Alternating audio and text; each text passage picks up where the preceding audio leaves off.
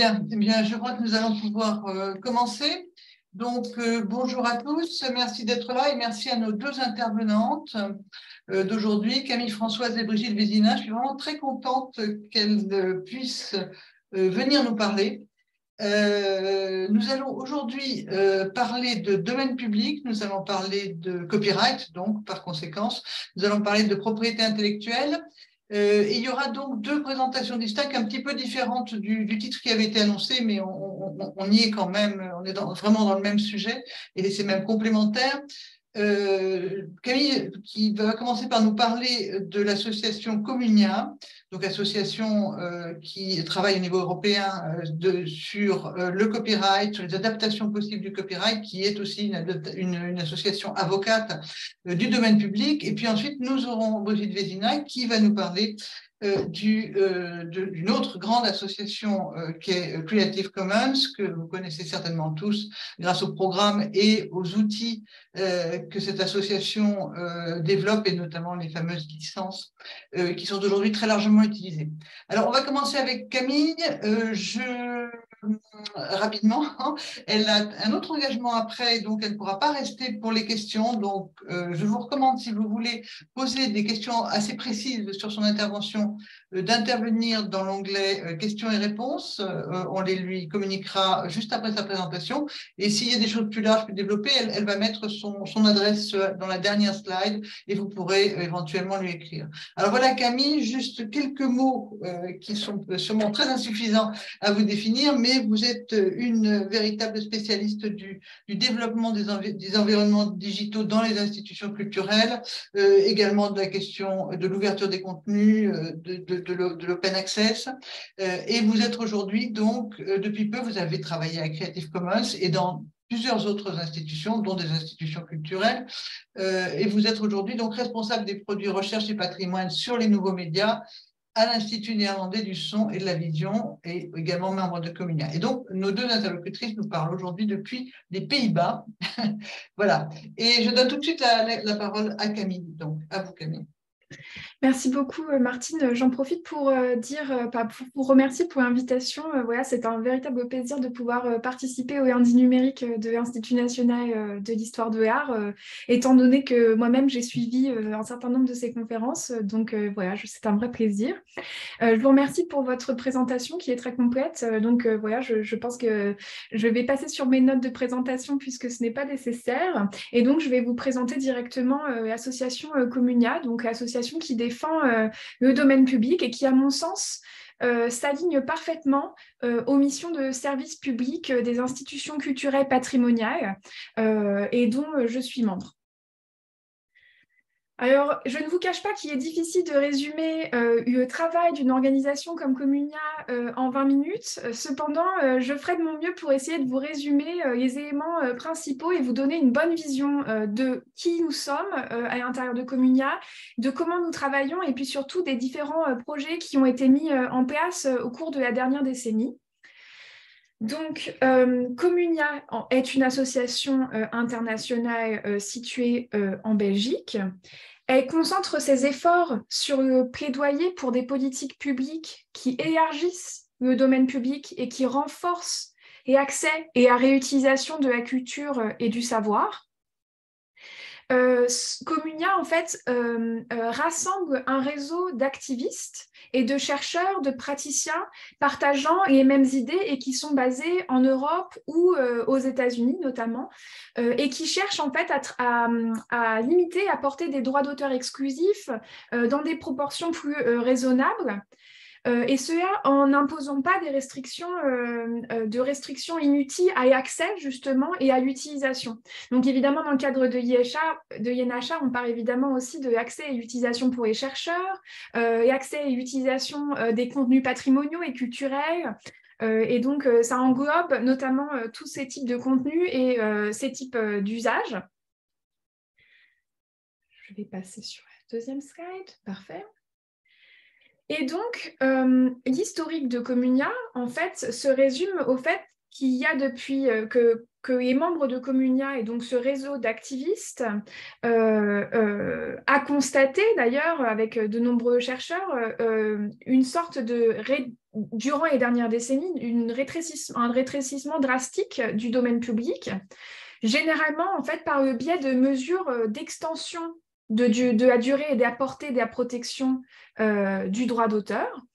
Et il a semblé justement à ce réseau, à ces activistes, à ces avocats du droit d'auteur et puis à ces chercheurs et praticiens qui, en fait, il était nécessaire aujourd'hui, après avoir vu l'extension de ces protections du droit d'auteur, de réaffirmer avec force, en fait, à quel point notre société et surtout l'économie qui est autour de ces questions d'accès à l'information et à la culture dépendent aussi d'un domaine public dynamique et d'un domaine public en expansion. Je ne cache, j'espère à personne qu'effectivement, ici, le domaine public fait effectivement partie intégrante du passé, mais puisqu'aujourd'hui, nous sommes dans une dynamique technologique, c'est-à-dire que grâce à Internet, grâce aux technologies numériques, ça nous permet d'accéder à l'ensemble des collections qui sont dans le domaine public ou aux informations et aux contenus qui sont dans le domaine public et qui permettent en fait de les utiliser et de redistribuer ces connaissances et ces créations culturelles avec une aisance et une facilité qui n'a jamais été égalée jusqu'à présent. Qui est en fait du coup complètement dérivé de l'environnement technologique qu'apporte Internet et qui en fait ont un impact qu'on ne pouvait pas prévoir il y a encore une seule génération. Et donc, la mission de Communia, c'est d'encourager, de renforcer et d'enrichir le domaine public. La naissance de Communia est liée à un réseau thématique éponyme qui a été financé à l'origine par la Commission européenne et auquel ont participé environ une cinquantaine d'universitaires et d'activistes qui ont mené des recherches sur le domaine public et les questions du domaine public dans un environnement numérique, et cela en Europe et puis dans le monde. Mais Communia, ce n'est pas juste en fait une association qui travaille au renforcement du domaine public, c'est aussi une organisation qui a développé différents projets pour justement achever ses objectifs. Un des projets que dont vous avez sans doute entendu parler, c'est le manifeste du domaine public. Il y a un site qui est dédié et je vous enverrai les liens qui vous donneront accès. Après, vous cherchez Public Domain Manifesto sur Internet, je pense, en tapant Communia, je pense que vous tombez directement dessus, et qui en fait résume une définition du domaine public. Voilà. Donc, le manifeste du domaine public propose cette définition, une codification du domaine public qui d'ailleurs a été rédigée et publiée en 2011. Ce manifeste a été signé par plus de 1500 organisations et individus et vous pouvez toujours y accéder en ligne. L'objectif de ce manifeste est en fait d'établir une définition large du domaine public qui inclut les œuvres qui ne sont pas protégées par le droit d'auteur, soit parce qu'elles n'ont jamais été protégées par le droit d'auteur, soit parce que la protection du droit d'auteur a expiré. Ça englobe également les droits d'utilisation créés par les pratiques de licences ouvertes et les limitations et exceptions au droit d'auteur. Donc, je vous laisse découvrir ça en complément de cette session, puisque, comme je vous disais, je pense que c'est très difficile de pouvoir passer sur toutes les activités en l'espace de 20 minutes. Donc, je vais vous donner les liens qui vous permettent d'approfondir. Une autre des activités de Communia, c'est notamment le travail qu'ils ont réalisé au sein, à travers cette image que vous voyez sur Eurovision DSM Context, qui est en fait une sorte de concours d'implémentation de la directive européenne sur le marché numérique, unique numérique, qui est en fait la dernière directive sur le droit d'auteur qui a été validée par l'Union européenne. L'objectif de ce concours d'Eurovision était en fait de faire de la veille sur l'implémentation de cette directive qui était lancée en 2019 et qui contient de nombreux articles qui sont dédiés à la fois aux institutions culturelles, à la recherche, mais aussi aux droits des créateurs.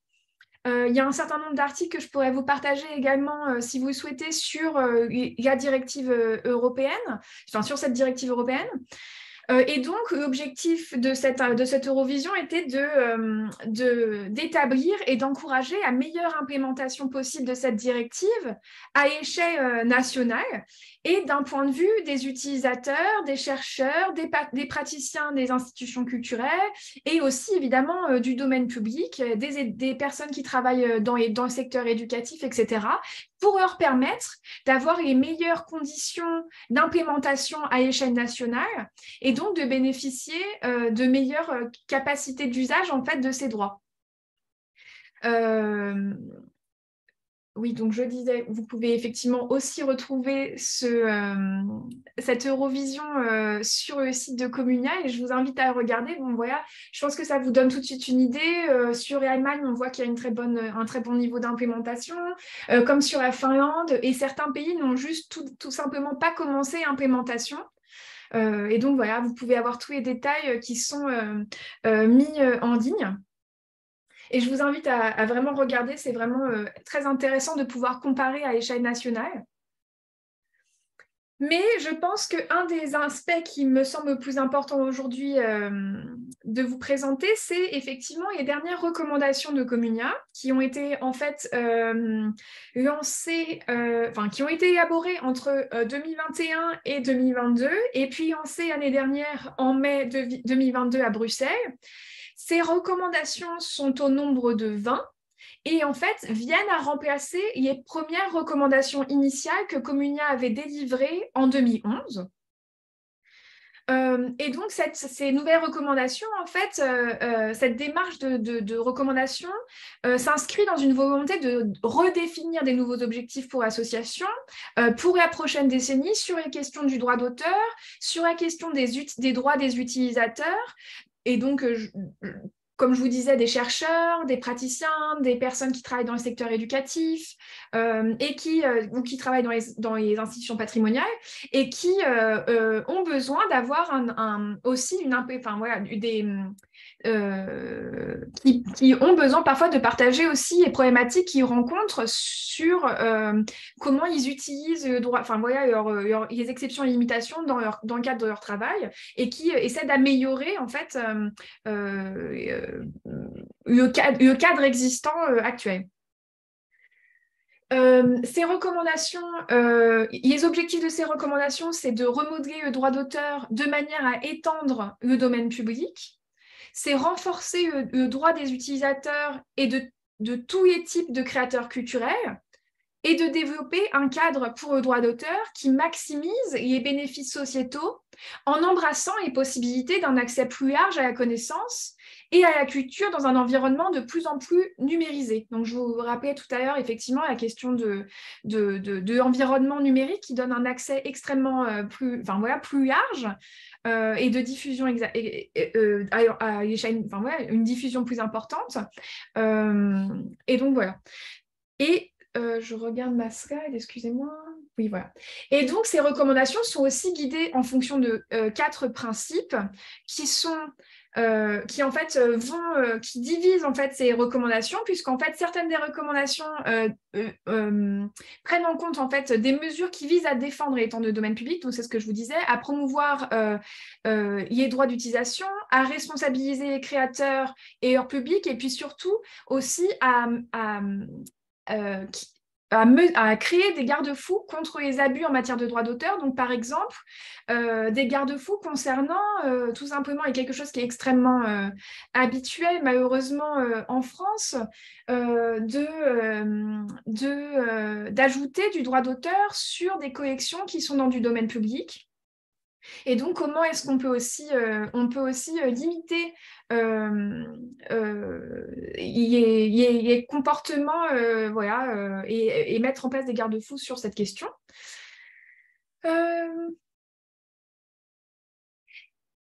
Communia a... Vous verrez vous-même sur le site, les principes qui sont élaborés au sein de Communia sont à l'attention d'un public européen. Ça signifie que, en fait, les remarques qui sont faites, les recommandations qui sont faites sont notamment faites dans le cadre de la législation, en rapport avec la législation européenne sur le droit d'auteur. Cependant, il est quand même important de mentionner que certaines des problématiques, bien que ne s'adaptant pas au cadre, s'adaptant en particulier au cadre légal européen, ça ne signifie pas que ça puisse être transposé dans d'autres législations et extra-européennes, puisqu'en fait, certaines problématiques sont juste internationales, mais évidemment, l'approche légale va différer en fonction du cadre légal sur le droit d'auteur. Donc, je vais essayer maintenant, en 8 minutes qui me restent, de vous résumer rapidement les différentes recommandations qui sont faites, les 20 recommandations qui sont faites par Communia, mais évidemment, je ne pourrai pas rentrer dans le détail et je vous invite largement à consulter leur site qui résume ces recommandations en vous expliquant exactement pourquoi est-ce qu'on a cette recommandation-là, quelles sont les attentes et pourquoi est-ce que c'est nécessaire aujourd'hui d'avoir ce type de mise en place dans l'Union européenne. Donc, une des premières des recommandations, c'est que la durée de protection des droits d'auteur devrait être réduite. Donc, le fond de cette recommandation, c'est le fait qu'il y a une difficulté d'accès aux informations, aux connaissances et à la culture avec une durée excessive du droit d'auteur qui, en fait, n'encourage pas au final la production des œuvres et qui, du coup, pourrait être intéressant, effectivement, de réduire cette protection du droit d'auteur pour favoriser, finalement, le domaine public. Et la deuxième recommandation, c'est la protection complète du droit d'auteur ne devrait être accordée qu'aux œuvres qui ont été enregistrées par leurs auteurs. Donc, cela signifie que les œuvres non enregistrées ne devraient bénéficier que de la protection des droits moraux afin d'éviter une protection inutile et non désirée des œuvres. En fait, on part sur le principe d'enregistrement des œuvres qui doivent, c'est un sujet complexe, donc je n'ose pas rentrer dans le détail en lien avec le temps qui passe, mais évidemment, je serais ravie de pouvoir rentrer dans la discussion si vous souhaitez échanger par email.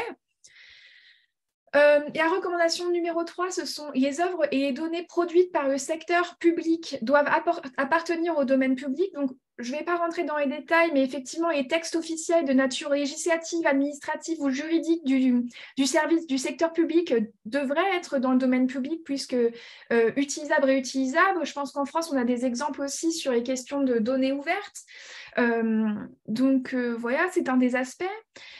La quatrième recommandation concerne le fait de dire que le pouvoir législatif de réduire le domaine public doit être limité, c'est-à-dire que l'introduction des nouveaux droits exclusifs devrait être subordonnée à des critères stricts sur le principe de proportionnalité et surtout d'avoir des preuves économiques claires concernant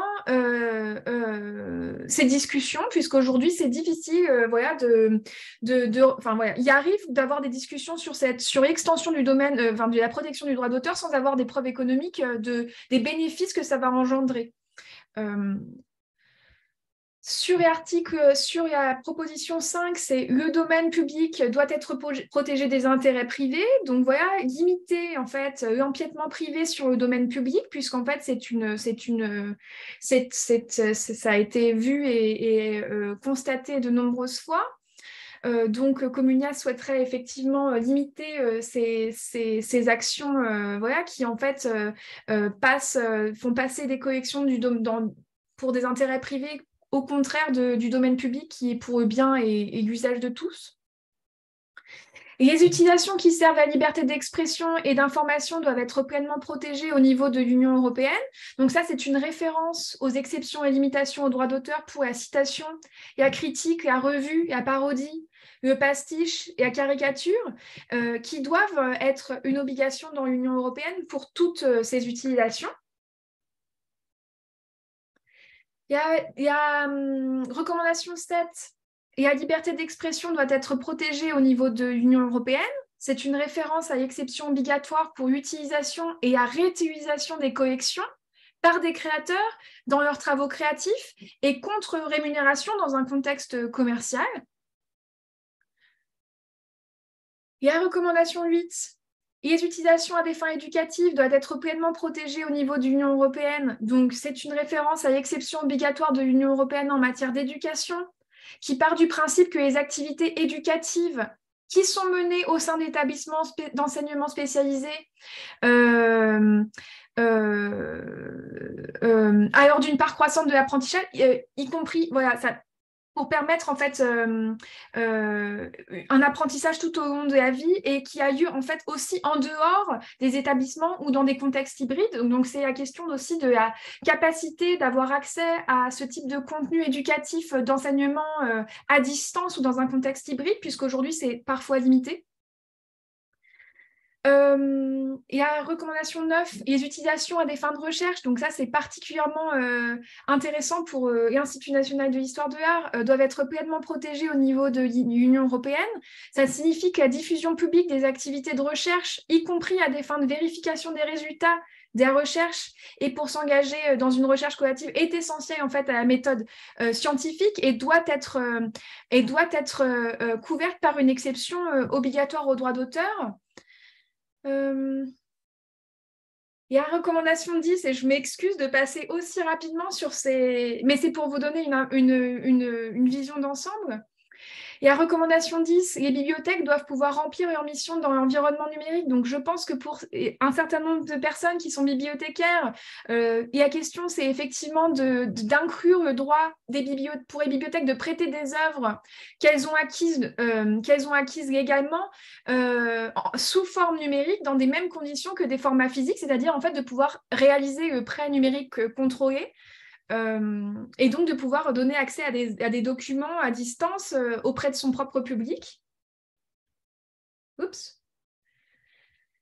Le droit à la réparation doit être pleinement protégé au sein de l'Union européenne, donc la capacité de pouvoir travailler sur la durabilité et l'autonomisation des utilisateurs.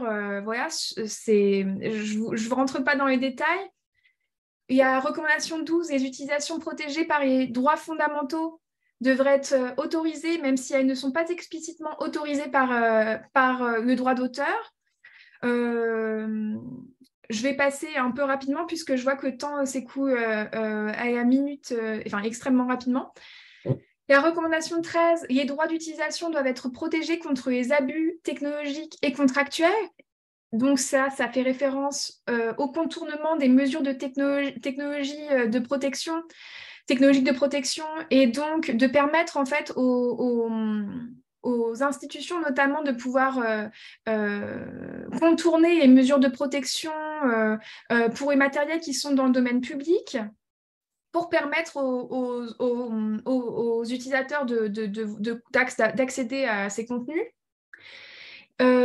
14, le droit d'utilisation et les droits d'utilisation doivent être protégés au-delà des frontières. Donc, le fait d'avoir des utilisateurs qui s'engagent dans des activités à distance, comme le permet en fait de nombreuses activités aujourd'hui grâce au numérique, en fait, et de pouvoir continuer la participation, la collaboration des individus et des institutions dans différents pays. Voilà, que ça puisse être autorisé d'un point de vue du droit d'auteur. Sur la recommandation 15, le géoblocage des œuvres audiovisuelles devrait être interdit, c'est-à-dire que les œuvres aujourd'hui audiovisuelles ne sont pas à disposition de l'entièreté des États membres de l'Union européenne et que cela devrait être le cas puisque mise à disposition, ça devrait être mis à disposition dans tous les pays de l'Union européenne dans des conditions similaires. Et la recommandation 16, les créateurs devraient avoir le droit de connaître leur public. Donc là, on fait référence à la distribution en ligne des différents contenus qu'on peut avoir aujourd'hui et les relations entre les créateurs et les intermédiaires traditionnels et nouveaux d'ailleurs, pour pouvoir essayer de donner une sorte d'équilibre entre les positions de négociation des créateurs, notamment avec les plateformes de distribution en ligne, puisqu'en fait, il est nécessaire d'avoir accès à ces données pour pouvoir avoir en fait des éléments de négociation. entre ces créateurs et ces intermédiaires. Recommandation 17.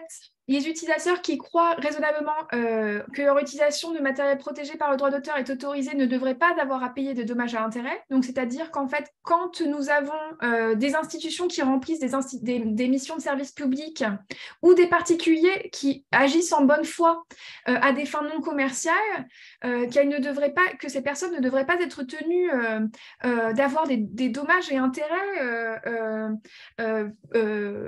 pour des documents qui sont protégés par le droit d'auteur, puisque ça a été, s'ils ont agi en croyant raisonnablement que ces utilisations étaient autorisées, donc de bonne foi. Recommandation 18, les mécanismes de recours collectif doivent être disponibles pour protéger les droits d'utilisation et les droits des créateurs. C'est une référence aux utilisateurs individuels de matériel protégé par le droit d'auteur, ainsi que les créateurs individuels qui, en fait, sont rarement en capacité de pouvoir se défendre devant les tribunaux et donc de pouvoir créer, en fait, des recours pour ces personnes qui, parfois, ont besoin aussi de se défendre. La recommandation 19, et abus de droit d'auteur devrait être interdit au niveau de l'Union européenne. Donc ça, on revient sur la question dont je vous parlais en fait, il y a capacité en fait, de renforcer la confiance dans le système de droit d'auteur en imposant des sanctions sur les abus du droit d'auteur, donc des tentatives fausses et trompeuses de revendiquer la propriété des œuvres sur, par exemple, une deuxième couche de droit d'auteur sur des œuvres du domaine public, par exemple. Et puis pour finir, et je n'avais pas passé à slide, excusez-moi, l'Europe devrait assurer une plus grande transparence dans l'écosystème du droit d'auteur pour pouvoir effectivement faire en sorte que le public ait accès à des informations fiables sur ses droits et créer un répertoire de public sur les œuvres du domaine public et des œuvres sous licence libre.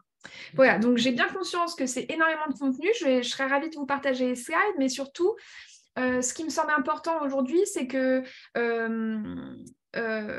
vous ayez des éléments qui vous permettent de comprendre qu'est-ce que c'est que Communia, qu'est-ce que nous faisons, et surtout d'avoir les éléments pour trouver les informations sur les différentes recommandations que nous avons aujourd'hui. Voilà. C'était la fin de cette présentation avec un temps record incroyable, mais les slides vous permettront de pouvoir revisiter avec le site internet les différents éléments. Si vous avez des questions, je vous invite notamment à m'envoyer un email ou me contacter sur les réseaux sociaux. Voilà, vous pouvez aussi contacter les membres de l'association de Communia. Ils ont une équipe extrêmement dynamique et qui, je suis sûre, voilà, seraient intéressés aussi pour avoir des discussions plus poussées. Voilà. Je vous remercie. Merci beaucoup Camille. Et je vois qu'il n'y a pas de questions dans l'onglet questions-réponses. Et moi, j'en profite puisque je suis en direct avec vous là pour vous remercier déjà parce que là, vous avez présenté un panel, en fait, une espèce d'arsenal de bonnes pratiques pour préserver le domaine public à des fins vertueuses, qui sont, vous avez été très synthétique et je crois qu'on voit très très bien en quoi Communia pose vraiment les bases théoriques d'une bonne utilisation du domaine public et c'est très important du fait de la place tout ce qu'elle publie, tout ce qu'elle met en valeur au niveau de la communauté, des instances en particulier de l'Union européenne. Alors, vous avez montré cette chose qui a toujours beaucoup de succès, qui est l'Eurovision de l'implémentation de la directive de 2019 sur le droit d'auteur dans le marché unique. Et vous ne l'avez pas dit parce que vous êtes discrète, mais la France est quand même parmi les deux très mauvais élèves, via la France et l'Italie. On a, je crois, on a déjà travaillé, il me semble, sur des questions comme la fouille de texte, quelques exceptions assez mineures, mais évidemment, on n'a pas traité l'ensemble. Juste une petite question, qu'est-ce qui se passe quand un pays ne travaille pas vraiment à l'implémentation d'une directive européenne? Alors, je pense qu'en fait, ça dépend ce qu'on entend par ne travaille pas vraiment à l'implémentation d'une directive européenne, parce qu'en fait, il y a plusieurs façons de constater. D'une part, sur Eurovision que je vous montrais tout à l'heure, et je vais essayer de retrouver la page, comme ça je pourrais vous la repartager. on voit que, en fait, le temps d'implémentation d'une directive, c'est 2 ans. Donc, en l'occurrence, quand l'Union européenne a dit, voilà, on a préparé cette directive et on la lance, et il me semble que c'était en avril 2019, Ouais. l'Union européenne a laissé 2 ans au pays pour implémenter dans sa législation nationale cette directive. Ce qui veut dire que les pays ont 2 ans pour implémenter. Après 2 ans, on peut considérer qu'effectivement, et c'est le cas d'ailleurs, vous l'avez vu sur le document, que de nombreux pays ne sont pas rentrés dans ce processus d'implémentation. Et dans ce cas, il y a un mécanisme de l'Union européenne qui s'enclenche avec l'Union européenne qui se retourne vers les pays pour leur dire « vous n'avez pas implémenté et il est nécessaire de faire ». Voilà. Je ne suis pas moi-même une experte des mécanismes de redressement des pays. Voilà, donc malheureusement, je réponds dans mes capacités qui sont parfois limitées aussi en termes de mécanismes européens. Mais donc ça, c'est un des aspects. Après, il y a d'autres problématiques qui naissent. Par exemple, pour le cas de la France, une des problématiques, et je m'en souviens notamment parce qu'à l'époque, j'étais au sein de la Fédération internationale des bibliothèques en tant que chargée des politiques sur le droit d'auteur et l'open access. Et en fait, ce qu'on a pu voir à l'échelle européenne, c'était notamment que certains pays, au début de la directive, mettent en place un consortium d'acteurs qui réunit associations, organisations de gestion collective, associations des utilisateurs, institutions patrimoniales, représentants des créateurs, et qui les mettent tous dans la même salle pour pouvoir débattre de la meilleure implémentation possible et de faire en sorte que cette implémentation soit équilibrée. On a vu ça dans certains pays. L'État prend le ministère qui est chargé de cette implémentation prend le pas et invite ces différents acteurs. On peut aussi faire face à ce que nous avons eu en France, c'est-à-dire qu'en fait, il n'y a pas eu de discussion. C'est-à-dire que l'État a juste dit on va faire un décret. Ouais. Et il n'y a pas eu de discussion entre les différents acteurs pour réfléchir à la meilleure implémentation possible qui pourrait concilier droits des utilisateurs, pratiques institutionnelles des institutions patrimoniales, créateurs et organisations de gestion collective. Et donc, à ce stade, je pense que c'est comme ça que je répondrai. Il y a plusieurs différentes étapes d'implémentation. Évidemment, c'est regrettable et je pense que beaucoup de personnes en France et puis même à l'échelle européenne regrettent que le manque de discussion parfois autour de ces pratiques, puisqu'en fait, ça permet de concilier les différents acteurs sur la question. Voilà. Merci beaucoup. Merci beaucoup. Donc, on vous laisse partir et aller vers d'autres engagements. Merci Camille. Je vous remercie beaucoup pour votre temps. Avec plaisir. Merci.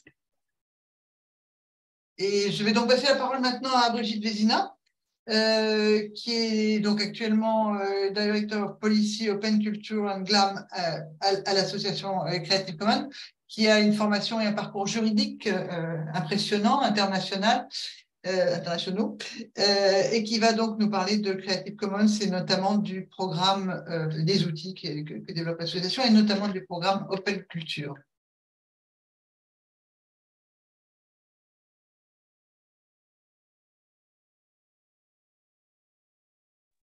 Alors, merci beaucoup.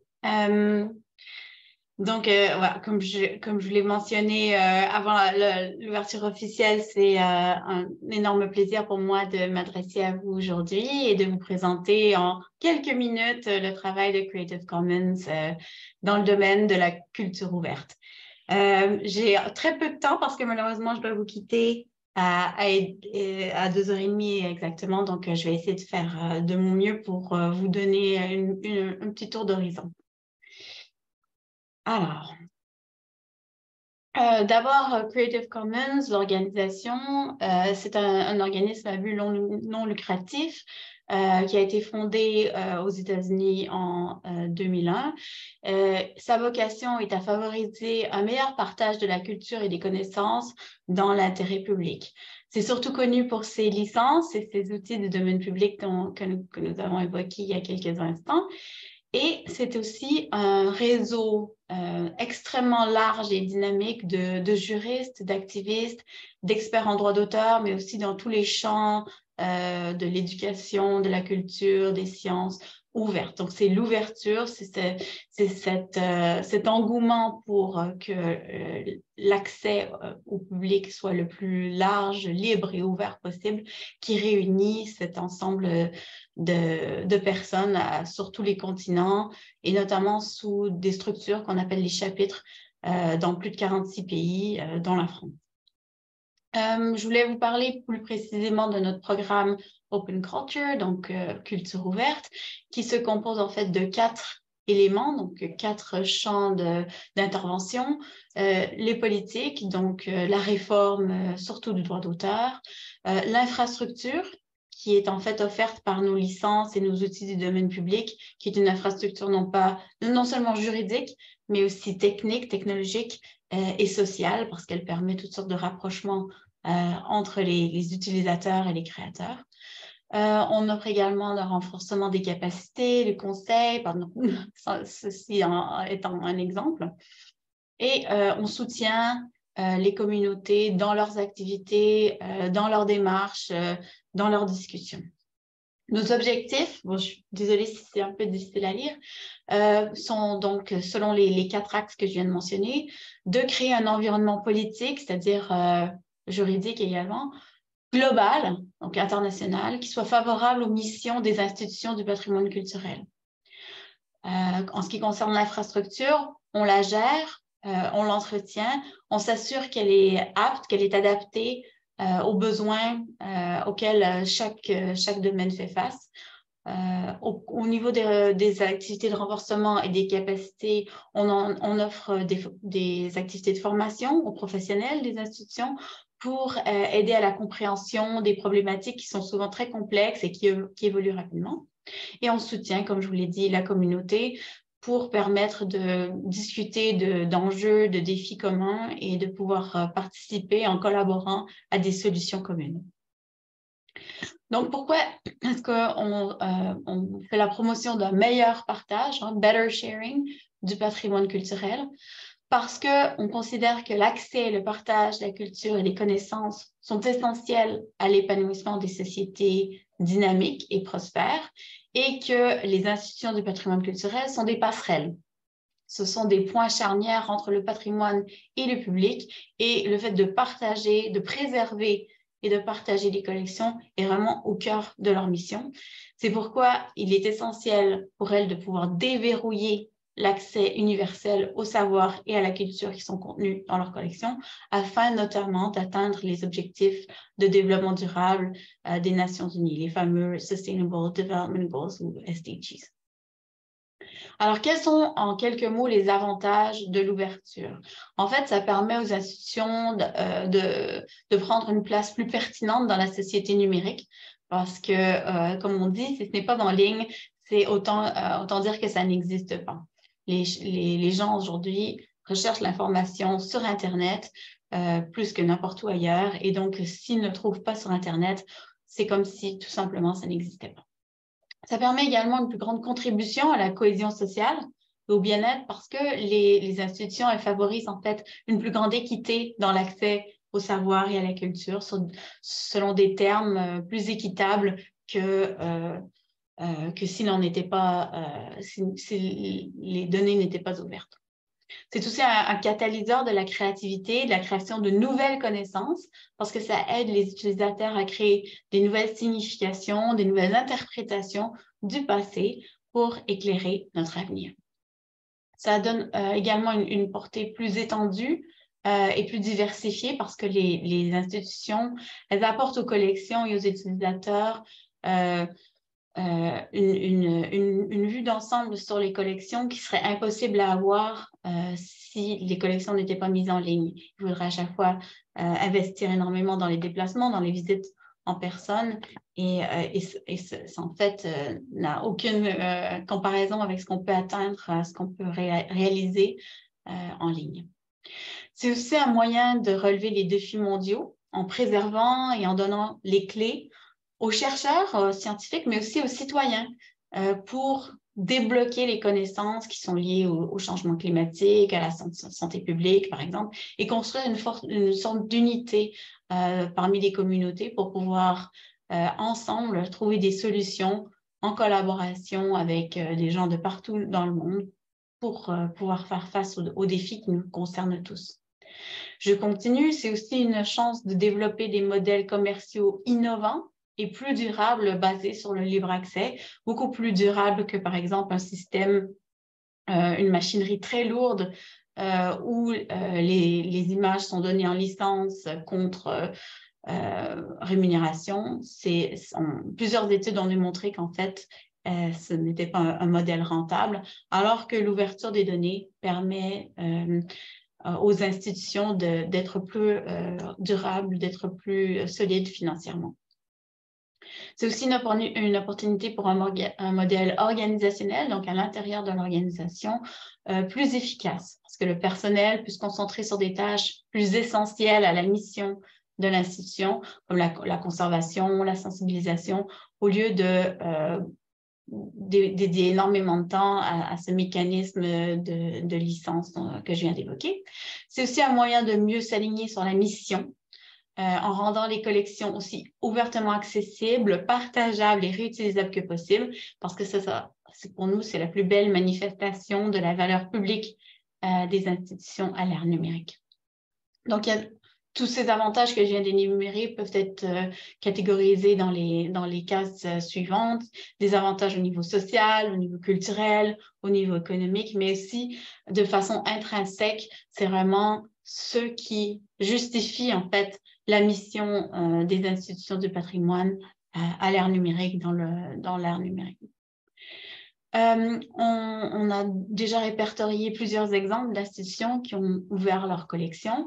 La plupart peuvent être consultés dans cette enquête qui est élaborée par Douglas McCarthy et Andrew Wallace, The Survey of GLAM Open Access Policy and Practice, qui est en fait une ressource de valeur exceptionnelle où chaque institution ayant une politique d'accès ouvert est répertoriée et où on peut faire des recherches selon le type d'institution, le pays, le type de licence utilisée. C'est vraiment une mine d'or pour ceux que ça intéresse. Il y a énormément d'informations à y retrouver. Je passe en vitesse sur quelques exemples. Le musée du Rijks à Amsterdam a été un des pionniers de l'ouverture avec son studio qui permettait aux utilisateurs d'interagir, de réinterpréter les œuvres classiques de ses collections. Mais plus près de vous, Paris Musée a aussi été un précurseur avec près de 360 000 œuvres en ligne d'accès ouvert. Donc, Paris Musée, c'est 14 institutions et depuis 2020, les données des collections sont ouvertes.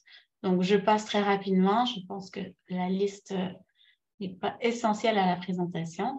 Je veux juste attirer votre attention aussi au fait qu'on a publié très récemment une étude de cas de 3 institutions qui ont été pionnières dans l'ouverture de leurs données. Ça a été publié sur notre blog il y a quelques semaines, il y a 2 mois environ. Et on peut voir en fait quelles étaient les circonstances, quelles étaient les conjonctures à l'époque et qu'est-ce qui a fait que ces institutions-là et non d'autres ont pu franchir ce pas d'ouvrir leurs données avant toutes les autres. Cela dit, aujourd'hui, on estime que seulement 1% des institutions à travers le monde ont des collections ouvertes. Alors, c'est un chiffre évidemment minuscule et on s'est interrogé à savoir pourquoi est-ce que seulement 1% des institutions sont ouvertes alors que les avantages sont évidents et que de nombreuses institutions l'ayant fait, pourquoi est-ce que certaines ne l'ont pas encore réalisé? On a donc fait un sondage, une enquête auprès d'experts pour savoir quelles sont ces barrières, ces obstacles à l'ouverture. Il a été publié l'été dernier et on a pu constater qu'il y avait 3 types d'obstacles. Donc, au niveau juridique, le système de droit d'auteur, a été montré du doigt comme étant extrêmement complexe, parfois même archaïque ou anachronique, et il constitue en fait une des barrières principales pour les activités normales de partage par les institutions. On a aussi trouvé des préoccupations ou des contraintes financières. Chacun sait que la mise en ligne et la numérisation et la mise en ligne des collections peut être un projet extrêmement coûteux, très lourd financièrement. Donc, ce ne sont pas toutes les institutions qui ont le budget pour pouvoir le faire. Mais il y a également ces préoccupations, comme j'ai dit déjà, non fondées, que si on met les collections en ligne de façon ouverte et qu'on ne requiert pas une forme de paiement pour l'accès ou l'utilisation, qu'on serait en fait en train de perdre une source de revenus. Comme j'ai dit, les études économiques démontrent le contraire, que c'est souvent à perte que les institutions opèrent ce genre de mécanisme. Ensuite, la troisième catégorie, c'était une catégorie plutôt psychologique où on a remarqué des états d'esprit plutôt désuets, une grande aversion au risque, à la prise de risque et une peur, même des craintes qui se retrouvent dans le secteur de façon transversale où l'administration, en fait, n'ose pas ouvrir dans la crainte que les collections soient mal utilisées, qu'elles soient utilisées à mauvais escient et de façon abusive, qui pourrait venir peut-être contredire en fait l'approche que l'institution elle-même veut mettre en avant pour le partage de ses collections. Alors, en fait, on s'est rendu compte que l'Internet, ça a permis à l'ensemble des communautés connectées d'avoir accès à l'information, à la culture, à toutes sortes de contenus créatifs. Par contre, comme je l'ai dit, les limitations de droit d'auteur ont considérablement limité le partage et l'utilisation de ces matériaux et cela révèle un fossé entre ce que les nouvelles technologies permettent et ce que les lois permettent. Il y a en fait un gap, un fossé qu'on tente de combler. Et les licences Creative Commons sont une des façons donc de combler ce vide, cet espace entre les possibilités des nouvelles technologies et la loi sur le droit d'auteur qui n'arrive pas à suivre le rythme. Je vais passer assez rapidement parce que je pense que, comme Martine l'a dit, vous êtes bien au courant des licences, donc je n'irai pas dans les détails, mais juste un petit rappel que les œuvres d'art, elles sont protégées par le droit d'auteur et que le droit d'auteur est accordé de façon automatique. Et ça, c'est important de le noter parce que, contrairement aux marques de commerce ou aux brevets d'invention, le droit d'auteur n'a pas besoin de formalité, n'a pas besoin d'enregistrement pour exister. Il existe dès la création de l'œuvre. Et ça a pour conséquence que par défaut, donc, toute œuvre est publiée, tout droit réservé. Une œuvre, donc, un auteur peut donc faire valoir tous ses droits dès le moment de la création. Et les licences de Creative Commons, en fait, elles permettent, dès le moment de la création ou de la publication ou du partage de l'œuvre, de pouvoir partager ces œuvres de façon beaucoup moins restrictive. Elles permettent aux créateurs de choisir les droits qu'ils souhaitent conserver et les droits auxquels ils veulent renoncer pour pouvoir partager leurs œuvres avec les utilisateurs de façon moins restrictive, plus ouverte. On passe donc d'un système de tout droit réservé, qui est celui de la loi, à certains droits réservés où les licences distinguent ceux que l'auteur, le créateur désire conserver et ceux qui sont accordés de façon universelle au public. Alors, les 4 éléments des licences, je passe rapidement. L'attribution, qui est en fait présente dans toutes les licences et qui est la condition, qui est l'exercice du droit de paternité, le droit d'attribution.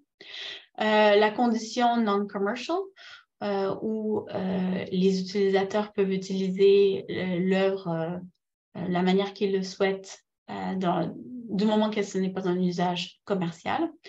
Share alike, qui signifie partage dans les mêmes conditions, donc qu'une œuvre dérivée, une adaptation d'une œuvre doit être partagée selon les mêmes termes que la licence de l'œuvre qui a été modifiée. Et no derivatives, ce qui veut dire que on ne peut pas faire de modifications à l'œuvre et que si on souhaite faire des modifications donc à une œuvre, on doit demander la permission au créateur. C'est interdit par les termes de cette licence-là. Et donc, en combinant ces 4 éléments, on obtient 6 types de licences. Ce sont les 6 combinaisons possibles. Il n'y en existe pas d'autres. Mais vous voyez que les acronymes pour BY, SA, NC, ND peuvent être combinés pour pouvoir former des licences selon les besoins, selon les attentes du créateur pour pouvoir permettre toutes sortes de réutilisation par le public. On passe donc de types de licences qui peuvent être très, très ouverts jusqu'à celles qui sont de plus en plus restrictives jusqu'à ce qu'on arrive au bout de cette flèche vers le droit d'auteur commun, donc où tous les droits sont réservés. Je voulais aussi mentionner les outils du domaine public qui sont un peu différents des licences. On en compte 2. Le transfert vers le domaine public, donc CC0, et la marque de domaine public PDM pour Public Domain Mark. Elle diffère légèrement des licences dans la mesure où aucun droit n'est réservé lorsqu'on utilise CC0. On transfère directement l'œuvre dans le domaine public. Le créateur renonce à tous ses droits et ça correspond en fait à placer l'œuvre dans le domaine public de manière volontaire par le créateur sans avoir à attendre l'expiration du terme du droit d'auteur. Pour ce qui est de la marque du domaine public, elle existe, elle, uniquement pour faciliter la reconnaissance des œuvres qui sont déjà entrées dans le domaine public. Donc, c'est une sorte d'étiquette. En fait, ce n'est pas un instrument juridique comme CC0 ou les licences. Il n'y a pas de code juridique. C'est vraiment juste un outil qui sert à identifier les œuvres qui n'ont plus de restrictions liées au droit d'auteur. Donc, c'est à utiliser uniquement sur les œuvres qui sont déjà dans le domaine public, seulement pour communiquer cette information aux utilisateurs. On a récemment publié un sondage qu'on a fait auprès de nos communautés pour savoir si ces outils du domaine public étaient appropriés, adaptés au secteur du patrimoine culturel. Et je vous invite, je pourrais partager les liens par email par la suite, à consulter les résultats pour voir en fait qu'est-ce que notre communauté pense de nos outils et quels besoins ne sont pas encore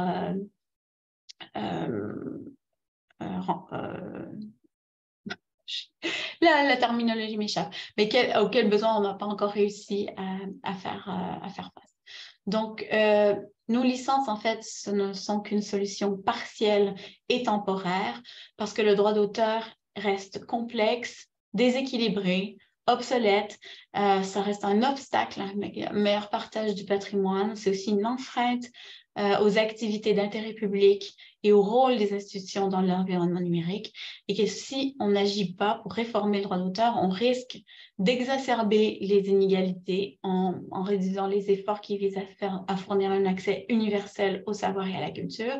On risque aussi de creuser un trou noir dans le patrimoine culturel numérique parce que le droit d'auteur va empêcher la numérisation et le partage en ligne et on va se retrouver donc avec un grand trou dans notre patrimoine. Donc, je vois que l'heure tourne. Je veux juste réitérer cette idée de déséquilibre qu'il y a en ce moment dans le droit d'auteur où on accorde énormément de droits pour une très longue durée aux créateurs et le domaine public et les usages que le public peut faire des œuvres se voient réduits et ce déséquilibre en fait conduit à un amenuisement du domaine public et une réduction des possibilités d'utilisation par les membres du public. Donc, la solution, c'est vraiment nécessaire de réformer le droit d'auteur pour retrouver cet équilibre. On a donc publié il y a environ un an un article qui détaille, en fait, qui revoit dans les détails toutes les façons de réformer le droit d'auteur qui pourraient pourrait permettre de retrouver cet équilibre. Camille, d'ailleurs, a traduit ce texte en français, donc il est disponible en français. Je vous inviterai à le consulter. Il est très, très riche en informations et vous permet vraiment de comprendre à quel point le droit d'auteur est décalé par rapport à la réalité d'aujourd'hui. On en a fait, en fait, on en a distillé les points principaux. Et sur cette diapo en anglais, donc qui n'est pas encore traduite, vous pouvez voir quelles sont nos idées, les priorités de réforme du droit pour pouvoir arriver à cet équilibre. Malheureusement, je pense que je vais devoir passer les détails. Je vais juste vous lire le titre pour qu'on puisse au moins laisser 2 minutes pour conclure. Mais de protéger donc le domaine public d'érosion. Comme je vous l'ai dit, il est grugé en fait par toutes sortes de menaces. Et donc, c'est important de toujours résister à ces forces qui le réduisent et qui exercent une pression autour au détriment du public. On cherche aussi à réduire la durée de protection du droit d'auteur, qui est en fait disproportionnée par rapport aux usages qu'on en fait aujourd'hui. Ce graphique vous montre en fait comment la durée de protection ne cesse d'augmenter. On veut aussi que les institutions du domaine public puissent exercer leurs activités sans avoir à craindre une violation du droit d'auteur. Voilà, le temps passe. On veut aussi protéger les institutions d'une responsabilité au vu du droit d'auteur qui serait disproportionnée par rapport en fait à leur mission, à leurs objectifs. Et tout ça dans le cadre du respect, de l'équité, de l'inclusion qui font en sorte, qui nous donnent un cadre un peu plus large que le droit d'auteur dans lequel on cherche à améliorer la situation. Voilà, alors comme on est arrivé en fait au terme de notre présentation, je pense que je vais m'arrêter là, Martine, et je vous repasse la parole.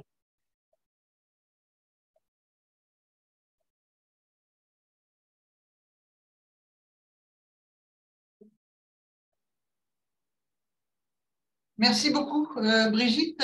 C'est très intéressant parce que on y voit en complément à la première intervention aussi cette idée que le domaine public est un bien à protéger, que ce n'est pas assez un petit peu comme les acquis du féminisme. Hein.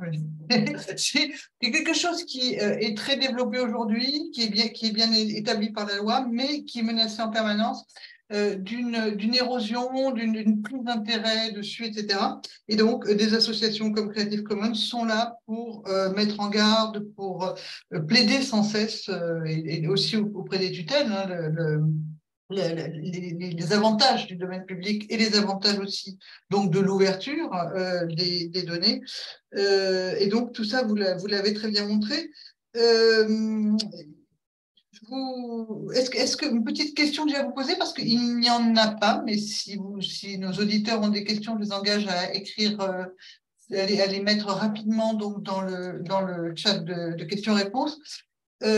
Aujourd'hui, est-ce qu'il vous semble que les licences Creative Commons sont en progression, qu'elles sont de plus en plus adoptées par rapport au moment où elles ont été créées, et si c'est le cas, dans quel type de région du globe? Est-ce que c'est plutôt les États-Unis? Est-ce que l'Europe s'y est mise? Est-ce qu'il y a vraiment des développements qu'on peut identifier comme ça? Oui, je pense que, en fait, j'ai plein de choses à dire à ce sujet. Alors, par où commencer?